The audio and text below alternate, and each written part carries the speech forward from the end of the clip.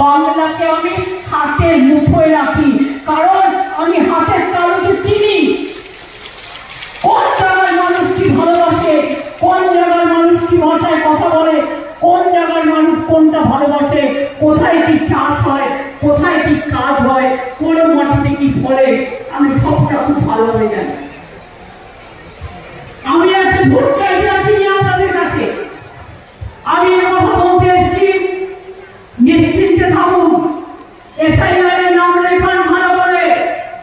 দিল্লি থেকে বিজেপি মার্কা কিছু লোককে পাঠানো হচ্ছে ডিএমদের মাথার উপরে খবরদারি করার জন্য, আর বলছে 1.5 কোটি লোকের নাম মত দিতে হবে।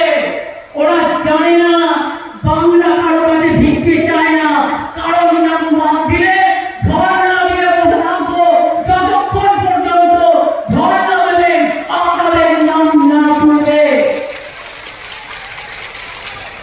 কালকে একটা খবর শুনলাম, জানি না সত্যি কিনা, যাচাই করে দেখবো।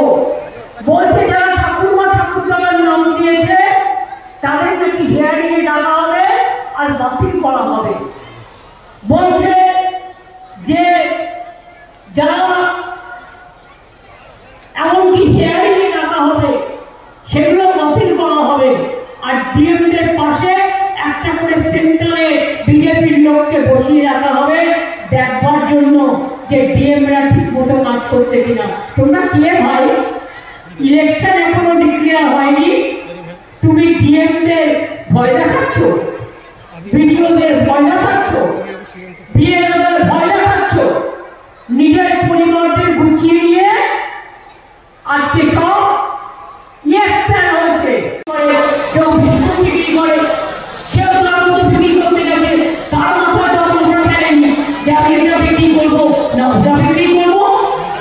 ধরে মেরেছ আর সব কটাকে অ্যারেস্ট করেছি, সব কটাকে অ্যারেস্ট করেছি যারা গায়ে হাত দিয়েছে। এটা বাংলা, এটা ইউপি নয়। এখানে তোমাদের গদ্দারি চলবে না,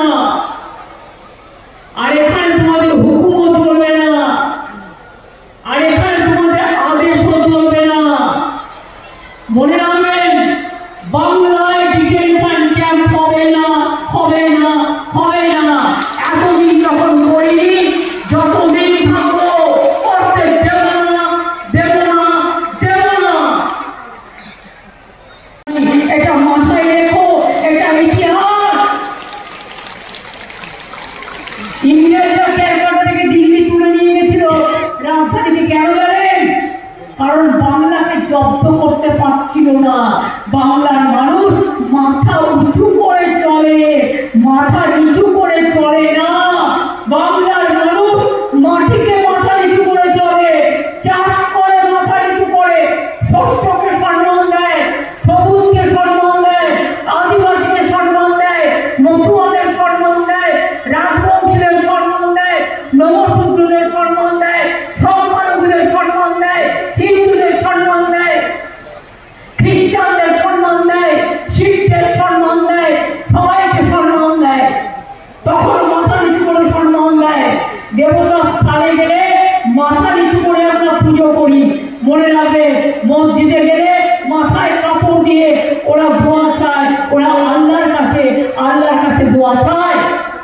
আদিবাসীরা জায়ের থানে যায়, মাঝির থানে যায়, মতুয়ারা তাদের ঠাকুর বাড়িতে যায়।